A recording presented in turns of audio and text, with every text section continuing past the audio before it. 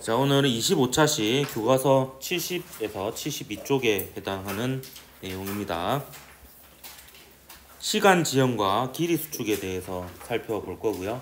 이 부분이 어찌 보면 그 특수상대성 이론에서 가장 하이라이트가 되는 이 부분이라고 볼 수가 있겠습니다. 우선 시간 지연이라는 것은 무엇이냐? 이거 시간 지연이라고 하기도 하고 시간 팽창이라고 얘기하기도 합니다. 이것은 관측자에 대해서 움직이는 시계의 시간이 느리게 간다 라는 겁니다.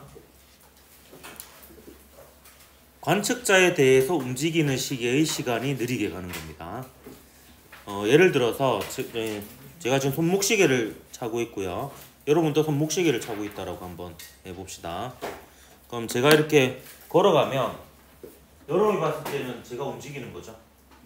근데 제가 봤을 때는 여러분이 움직이는 거예요. 그래서 저를 기준으로 얘기하면 제가 봤을 때 제 시계는 그냥 일상적으로 흘러가요. 우리가 알고 있는 그 시간의 흐름대로. 근데 제가 봤을 때 여러분의 시계는 빨리 간다. 느리게 가요. 느리게 가네요. 예, 왜냐면 저의 입장이라고 했잖아요. 예, 그러니까 내 입장에서는 나 빼고 다 움직이는 거거든. 예. 근데 반면에 이제 여러분 입장에서 보면 여러분 자신의 시계가 일상적으로 흘러가고 나의 시계가 움직이니까 느리게 가는 거예요. 그럼 모순인 것 같잖아요. 왜냐면 서로 상대방의 시간이 느리게 간다고 주장하고 있잖아요. 근데 이게 모순이 될 수 없는 이유는 우리가 다루는 이 분야가 특수상대성 이론이기 때문입니다. 특수상대성 이론은 등속 직선 운동만 다루거든요. 그렇기 때문에 그 두 관찰자는 영원히 만날 수가 없습니다. 등속 직선 운동을 하잖아요. 그러면 두 관측자가 만나서 누구 말이 옳은지 서로 비교할 수 있는 상황이 오지 않습니다. 그렇기 때문에 모순 없이 서로 각자의 주장이 맞다라고 얘기할 수 있는 상황입니다. 아리송하죠. 자, 요걸 하기 위해서 이제 제가 고유 시간이라는 걸 얘기를 할 건데요. 관측자에 대해서 같은 장소에서 일어나는 두 사건 사이의 시간 간격을 고유 시간이라고 할 겁니다. 제가 지어낸 게 아니고요. 공식적인 용어입니다.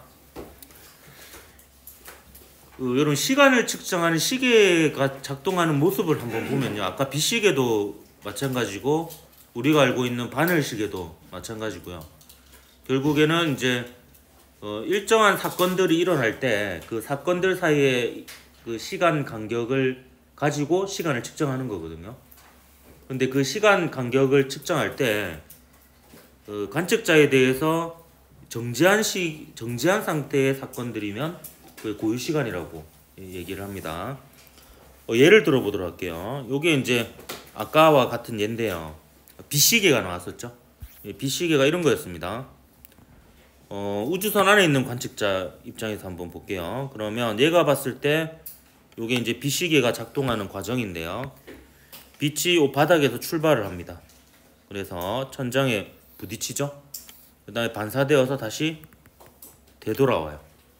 그럼 이때 사건 일은 뭐라고 할 수 있냐면 빛이 요 지점에서 출발하는 것을 사건 1이라고 볼 수 있습니다.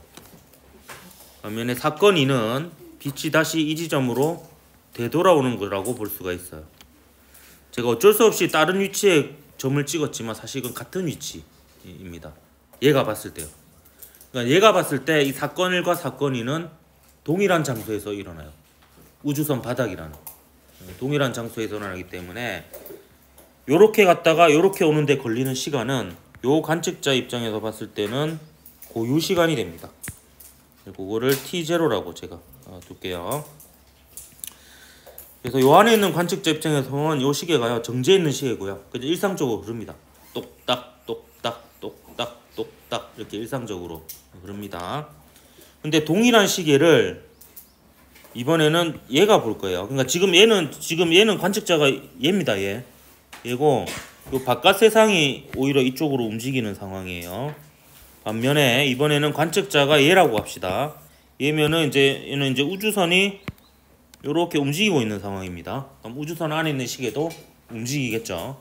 그럼 이때 빛이 바닥에서 출발했다라는 사건 1은 바로 여기서 일어납니다. 사건 1이요. 그리고 여기서 출발한 빛이 요렇게 가겠죠. 그런 다음에 다시 요렇게 되돌아올 겁니다.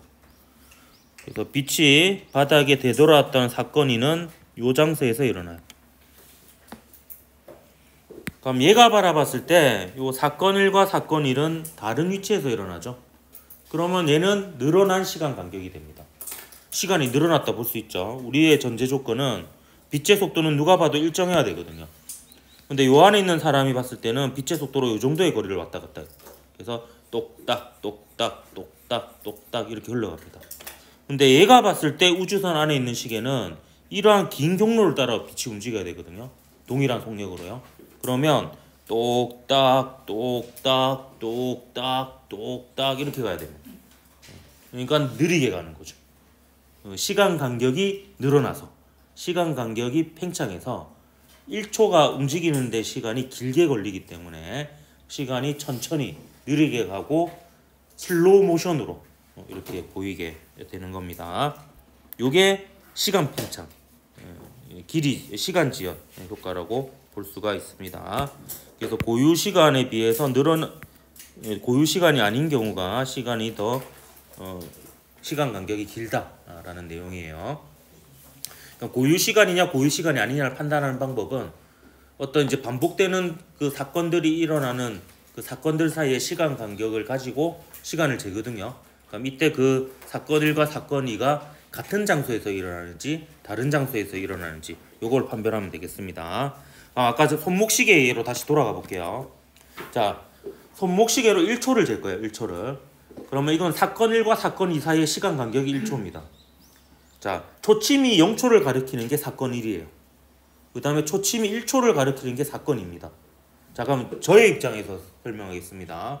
자, 저의 입장에서 사건 1은 나의 손목이라는 한 장소에서 일어나고요. 사건 2도 나의 손목이라는 장소에서 일어납니다. 그러니까 사건 1과 사건 2, 초침이 0초를 가리키는 사건과 초침이 1초를 가리키는 사건이 동일한 장소에서 일어나죠.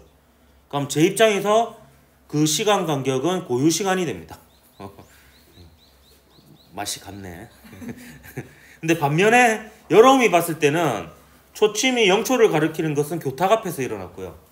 초침이 1초를 가리키는 것은 전자칠판 앞에서 일어났습니다. 그러니까 여러분이 봤을 때 제 시계는 느리게 가는 거예요. 자, 이번에 관찰자 바꿉니다. 관찰자가 여러분이 되는 거예요.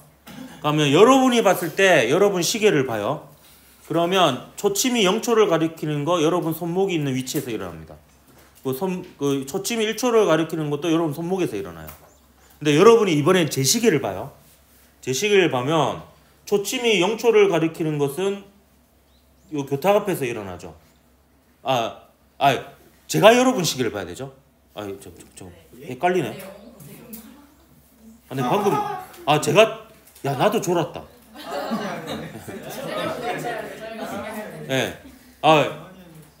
다시 설명할게요. 이게 싫어. 퇴퇴. 아까 제가 처음부터 설명을 잘못해서 제 입장에서 보면 내가 내 시계를 보고 내가 여러분 시계를 봐야 되거든요. 네. 그럼 제가 제 시계를 보면 초침이 0초를 가리킨 거 제 손목에서 일어났어요. 그리고 초침이 1초를 가리킨 것도 제 손목에서 일어났어요. 네. 그럼 내가 봤을 때 내 시계는 0초와 1초를 가리키는 그 시간 간격이 고유 시간이 됩니다. 네. 근데 관찰자가 저예요. 그럼 이제 제가 제 시계를 보기도 하지만 제가 여러분 시계를 보기도 하잖아요. 그러니까 제가 여러분의 시계를 봐요. 그래서 초침이 0초를 가리키는 사건이 여기서 일어났어요. 제 앞에서. 근데 초침이 1초를 가리키는 사건은 오른쪽에서 일어났어요. 제 앞에. 네. 그러니까 제가 봤을 때는 여러분의 시계의 위치가 바뀌는 거예요. 네. 그래서 제가 봤을 때는 여러분 시계가 늘어난 시간 간격이 되고 느리게 갑니다. 이제 다시 관찰자 바꿉니다. 이번에 관찰자가 여러분이에요. 그러면 여러분이 자기의 시계를 보면 초침이 0초를 가리키는 사건과 초침이 1초를 가리키는 사건이 여러분의 손목에서 일어납니다. 같은 장소에서 일어나죠. 그럼 이건 고유 시간이에요. 일상적으로 흘러갑니다. 근데 여러분이 이제 제 시계를 보면 초침이 0초를 가리키는 게 교탁 앞에서 일어나고 초침이 1초를 가리키는 게 전자실판 앞에서 일어나니까 다른 장소에서 일어나죠. 그럼 여러분이 봤을 때 이 사건들 사이의 시간 간격은 늘어난 시간이 되어서 느리게 가는 겁니다. 그래서 각자 자신의 시계를 보면 똑딱똑딱, 움직이는 상대방의 시계를 보면 똑딱똑딱 이렇게 되는 겁니다. 반복해서 설명할게요. 또 다시 설명합니다. 이제 빛시계로 다시 설명을 해요. 돌아와서. 자, 지면에 있는 관측자가 봤을 때 해석입니다. 자, 지면에 있는 관측자는 지면에 있습니다. 시계는 두 종류예요. 지면에 있는 관측자에 대해서 정지한 시계, 본인의 시계죠. 그 다음 우주선 안에 있는 시계가 있습니다. 그러면 지면에 있는 관측자가 지면에 있는 시계를 보면 똑딱 똑딱 똑딱 똑딱 이렇게 일상적으로 흘러갑니다. 근데 지면에 있는 관측자가 움직이는 우주선 안에 있는 시계를 보면 똑딱 똑딱 이렇게 느리게 가는 거예요. 해결됐습니까? 자, 이번에는 똑같은 상황인데 관측자를 바꿉니다. 이제 관측자가 우주선 안에 있어요. 그럼 우주선 안에 들어가는 순간 밖이 움직이는 거죠. 우주선은 정지해 있고 요 바깥 세상이 움직이는 겁니다. 그렇기 때문에 얘가 봤을 때는 자기 자신의 시계는 역시 일상적으로 흘러갑니다. 똑딱 똑딱 똑딱 똑딱 이렇게 일상적으로 흘러갑니다. 근데 이 시계가 움직이죠. 이 시계가 보니까 똑딱 똑딱 이렇게 흘러가는 거예요. 그럼 누가 옳냐? 라는 거죠. 어쨌든 결론은 이래요. 관측자에 대해서 움직이는 시계의 시간이 느리게 간다가 되겠습니다. 그리고 그 움직이는 시계의 속도가 빠르면 빠를수록 더 많이 느리게 가게 됩니다. 그래서 이론적으로는 빛의 속도에 이를 수가 없는데요. 만약에 빛의 속도에 이른다 그러면 시간은 완전히 멈추게 돼버립니다. 극단적으로 느려져서. 자, 이거와 관련된 게 이제 쌍둥이 역설이 있어요. 쌍둥이 역설. 쌍둥이 역설이 뭐냐면 영희가 지구에 있고요. 철수가 우주선을 타고 가요. 그러면 영희가 봤을 때는 철수가 탄 우주선이 움직이죠. 그럼 영희는 자유낙하는 저번에 배웠습니다. 영희가 봤을 때는 우주선에 있는 철수의 시간이 느리게 간다라고 얘기를 할 거예요.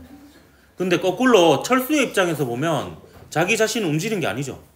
그냥 지구와 나머지 공간들이 움직이고 있는 거예요. 그러니까 철수가 봤을 때 영희가 움직이는 거죠. 영희의 시간이 느리게 가요. 이게 쌍둥이 패러독스예요. 과연 누구의 시간이 느리게 간 것이냐. 나중에 결국에 이제 철수가 여행을 마치고 돌아올 거 아니에요. 그럼 둘이 만날 거 아니에요. 그럼 이제 누군가의 시간이 확실히 느려져 있어야 될 거 아니에요. 느리게 흘러갔을 거 아니에요. 근데 이거는 이제 특수상대성 이론은 해결이 안 되는 부분이에요. 아까 얘기했잖아요. 특수상대성 이론에 의하면 철수와 영희는 만날 수 없습니다. 왜냐하면 등속 직선 운동을 해야 되잖아요. 근데 만나려면 누군가는 가속 운동을 해야 돼요. 그러니까 철수가 가속 운동하겠죠. 우주선 타고 갔으니까. 언젠가는 이제 운동의 운동 방향을 바꿔서 지구로 돌아와야 됩니다. 그러면 이거는 일반 상대성 이론 영역이 되는 거예요. 그래서 일반 상대성 이론에 의하면 가속 운동하는 쪽이 또 시간이 느리게 가요. 그래서 철수가 가속 운동을 하기 때문에 일반 상대성 이론에 의해서 느리게 가게 됩니다.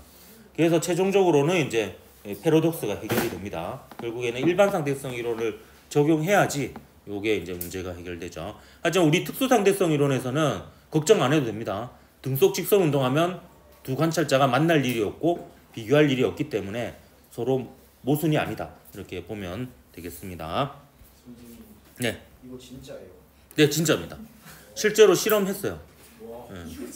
실험해서 전투기에다가 원자시계 싣고요. 그다음에 여기도 원자시계 놔두고 이렇게 막 전투기 날려 보낸 다음에 만났어요. 전투기 시간이 느리게 갔어요. 예. 예. 예. 그리고 이런 실험도 있었어요. 그 뭐냐면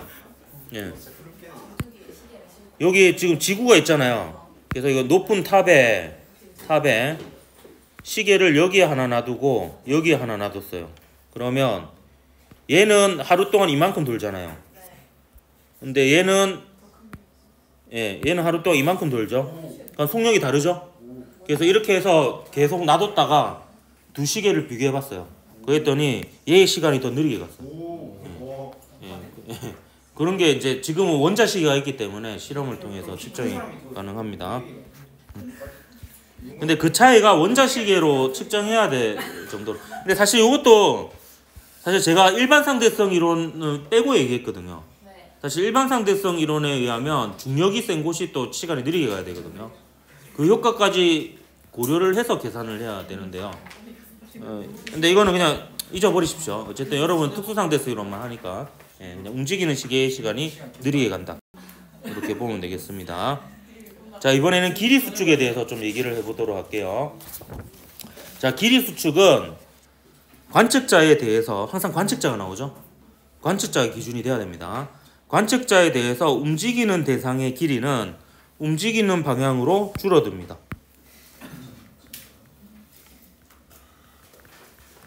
이제 움직이는 방향으로 줄어드니까 제가 막 이렇게 달리면 얍실해 보여야 돼요. 움직이는 방향으로 줄어들거든요. 얍실해 보입니까?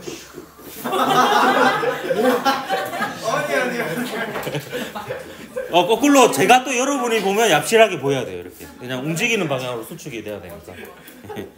요게 이제 길이 수축. 말이 안 되는 것 같아요. 요것도 증거가 있습니다. 실험도 가능하고요. 예. 그래서 요것도 이제 그 고유 길이라는 게 정의가 됩니다. 관측자에 대해서 정지한 대상의 길이가 고유 길이입니다. 정지한 물체의 길이가 고유 길이에요. 그래서 움직이면 이 고유 길이보다는 무조건 짧아집니다. 그리고 그 움직이는 대상에는 공간도 포함이 됩니다. 그래서 공간 자체가 수축이 되기도 해요. 그래서 예를 한번 들어보도록 할게요. 예로. 자, 저는 이 그림을 되게 좋아하는데요. 이제 드디어 철수가 타지 않고 영희가 우주선을 타는 아주 희귀한 그림이다. 이렇게 볼 수가 있습니다. 자, 영희가 우주선을 타고 지구에서 행성까지 V라는 속도로, 이거 강속에 가까운 속도입니다. 일정한 속도로 여행을 합니다.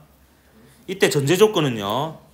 지구하고 행성은 상대적으로 정지해 있고 요 사이의 공간도 요 철수가 봤을 때는 정지해 있는 공간이라고 보는 거예요. 그럼 이 지구에 있는 철수가 바라봤을 때 요 길이는요. 정지 상태의 길이니까 고유 길이가 됩니다. 여기다 적어줄까요? 요 L0는 지구의 입장에서 보면 고유 길이가 됩니다. 그리고 우리가 하는 것은 특수상대성 이론으로 등속 직선 운동이죠. 그렇기 때문에 V라는 일정한 속도로 얘가 여행을 하는 거거든요. 그러면 얘는 V 곱하기 여기서부터 여기까지 가는데 걸린 시간이 요 L0가 됩니다. 자, 근데요. 요 T는요. 결국에 두 사건 사이 시간 간격이라고 볼 수 있는데 이때 사건 1은 뭐냐 하면 우주선이 지구를 지나는 거예요. 사건 2는 우주선이 행성을 지나는 겁니다. 그럼 사건 1과 사건 2가요. 요 철수의 입장에서는 같은 장소에서 일어납니까? 다른 장소에서 일어납니까? 다른 장소에서 일어나죠. 그러면 얘가 늘어난 시간 간격이 됩니다. 늘어난 시간. 자, 이번에 영희의 입장에서 볼게요. 자, 영희의 입장에서 보면 여러분 이제 그 4살 때 옥승환을 떠올려야 됩니다. 바퀴 움직입니다. 자기 자신은 움직이는 게 아니에요. 지구가 움직이는 거고요. 철수가 움직이는 거고 행성이 움직이는 거고 요 사이에 공간이 움직이는 겁니다. 그러니까 요게 모조리 전부 다 똑같은 속도인 V로 이쪽으로 움직이고 자기 자신은 정지해 있는 겁니다. 그렇기 때문에 이때 요 길이는 숙축된 길이가 될 거고요. 그 다음에 이 시간 간격은 자 보세요. 얘 입장에서 어떤 일이 일어나는지 봅시다. 창밖을 봐요. 창밖을 봤더니 온 세상이 막 지나가고 있어요. 있는데 창밖을 딱 봤는데 지구가 지나가요. 자, 이거는 어디서 일어난 거냐면 창문이 있는 위치에서 일어난 거예요. 그 다음 막 공간이 막 지나가요. 그 다음에 또 보니까 행성이 지나가요. 이게 사건입니다. 근데 이 사건은 창문이 있는 그 위치에서 일어난 겁니다. 화장실을 가세요. 그렇기 때문에 영의 입장에서 보면 요 사건 1과 사건 2가 창문에 있는 위치에서 일어났기 때문에 요 T0가 바로 고유 시간이 됩니다. 그럼 V는 똑같거든요. 철수가 보는 영의의 속도나 영의가 보는 철수의 속도는 같아요. 그렇기 때문에 V는 같고 고유 시간보다는 늘어난 시간 간격이 기니까 요 길이 관계는 이렇게 되는 겁니다. 그래서 움직이는 대상의 길이가 고유 길이보다 짧습니다. 그래서 이렇게 되는 거죠.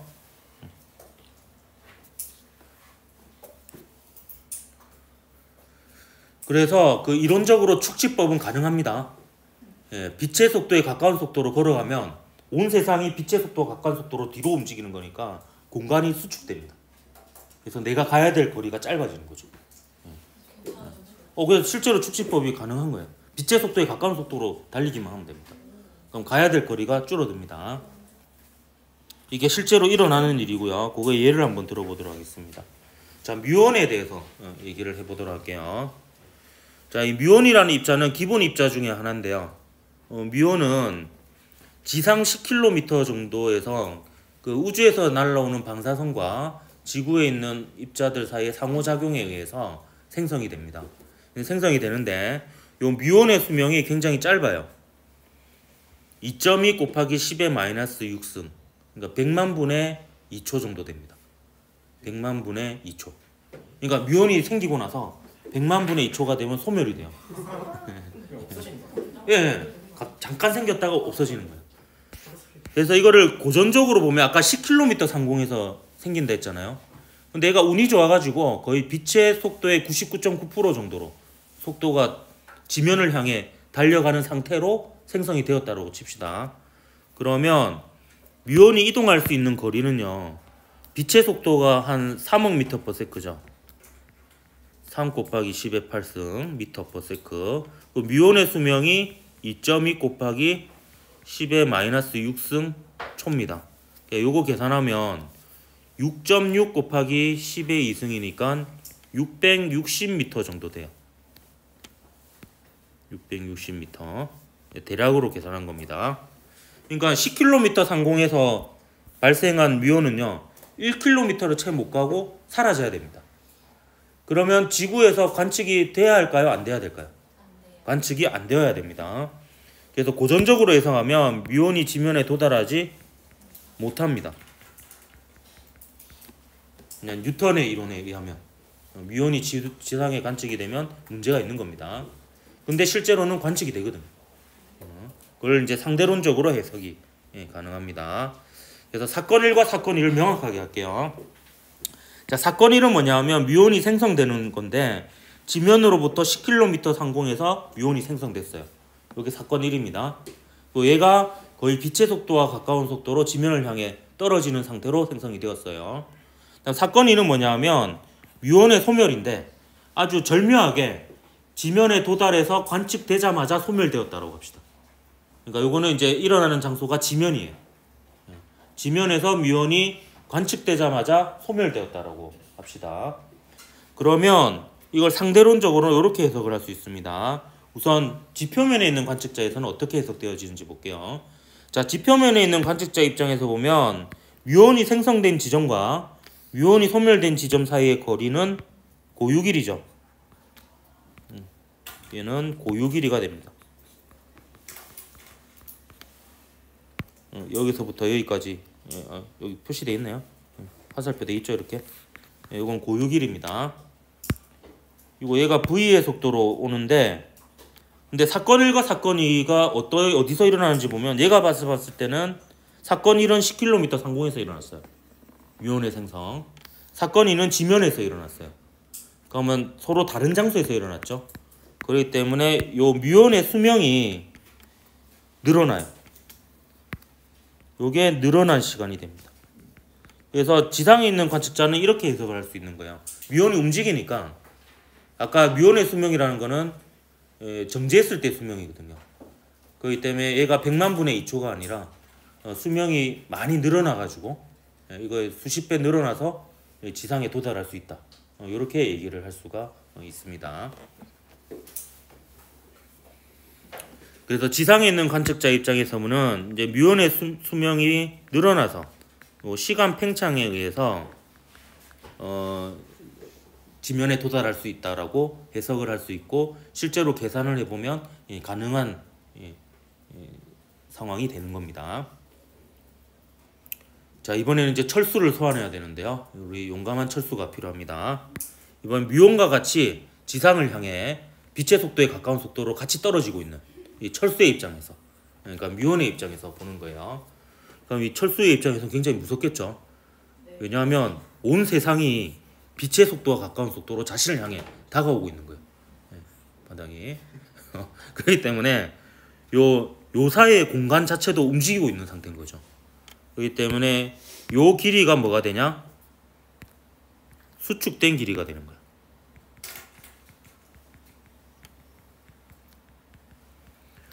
그리고 온 세상이 V의 속도로 다가오고 있습니다. 이게 땅이 막 생각해보세요. 땅이 빛의 속도에 가까워서 내한테 막 다가오고 있어. 10km 밖에서 이렇게 다가오고 있는데 뮤온이 생성되는 것은 뮤온이랑 같이 움직이고 있으니까 바로 옆에서 생성돼요. 그리고 뮤온이 소멸되는 것도 지면이 지나갈 때 뮤온이 소멸되는 모습을 관찰하고 본인도 소멸이 되겠죠. 그런 상황이 되겠습니다. 그렇기 때문에 이 시간은 고유 시간이 됩니다. 아니면 뮤온이 이제 바로 옆에서 생성되었다가 바로 옆에서 소멸이 되죠. 그래서 얘는 뮤온의 수명이 100만 분의 2초로 짧긴 하지만 길이가 10km가 660m로 줄어들어서 얘가 도달할 수 있다라고 해석을 할 수가 있는 거죠. 그래서 뮤온의 입장에서 보면 공간이 수축되어서 길이 수축이 일어나서 10km가 아닌 660m만 가면 되기 때문에 지면에 도달할 수 있는 상황이 됩니다. 그래서 요 뮤온이 관측된다는 사실이 특수상대성 이론의 또 하나의 증거가 되는 이런 상황이 되고요. 이건 실제로 여러분이 실험을 해볼 수가 있는데요. 참고로 손바닥 이렇게 펴보세요. 이렇게 지금 1초에 한두 개씩 뮤온이 지나가고 있습니다. 보입니까? 네. 지금 이 손바닥 정도의 면적에 1초에 한두 개씩 뮤온이 지나가고 있어요. 자, 뮤온은 더 이상 쪼갤 수 없는 기본 입자 중에 하나거든요. 굉장히 작아요. 그래서 지구를 그냥 관통하기도 합니다. 그래서 이제 뮤온 관측 실험 자체도 보면 그냥 실내에서 해도 실험이 가능해요. 그래서 뮤온 관측 실험 소개를 한번 해주도록 할게요. 이건 동아출판사 교과서에 있는 실험인데요. 네. 이거 한다고요? 이거는 이제 학교에 실험 장치가 다 있을 거예요. 이렇게 그 원통이 있고요. 그다음에 여기에 이제 까만색 종이로 이렇게 동그랗게 잘라서 깝니다. 이게 뮤온이 잘 보이게. 뮤온이 하얀 연기로 보이거든요. 그렇기 때문에 까만색 배경을 만드는 거고요.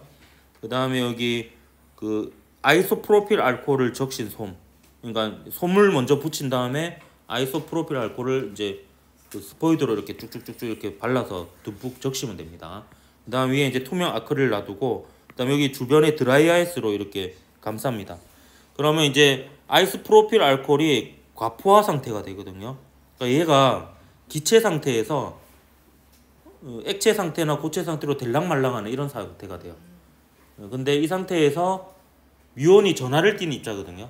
그래서 전하를 띤 입자인 뮤온이 지나가게 되면 얘를 자극하게 됩니다. 그래서 갑자기 상태가 바뀌게 돼요. 그래서 그 부분이 이제 우리 눈에 보이는 상태가 되어서 하얀 연기로 흔적이 보이게 됩니다. 요게 실제로 이제 실험에 성공했을 때 세팅한 과정입니다. 세팅한 모습입니다. 보면 이게 유의할 점은 우리가 재작년에 한번 우리 사물고등학교에서 실험을 했을 때 실패를 했었는데요. 그때는 얘가 좀 작았어요. 되게 꽉 끼는 상황이었거든요. 원통이. 그래서 드라이아이스가 충분히 얘를 감싸고 있지 못해서 과포화 상태가 충분히 이루어지지 않았던 것 같아요. 그래서 이거를 이제 충분히 크게 해서 드라이아이스를 충분히 많이 넣어야지 과포화 상태를 만들 수 있고요. 얘가 이제 투명 아크릴을 덮어서 얘가 이제 빠져나가지 못하게 이렇게 해놓은 상태에서 빛을 이렇게 비추고요. 주변에 불을 꺼야 됩니다. 어둡게. 그렇게 하면 이제 뮤온이 지날 때 하얀 연기가 보여요. 실제로 그 모습을 찍은 영상입니다. 여기 보이죠? 인내심이 필요한 실험이에요. 지금은 안 보이는데요. 보이죠 여기? 여기. 이게 다예요. 여기 잠깐 보였죠? 이거 보이죠? 야 들었다. 이거 보이죠?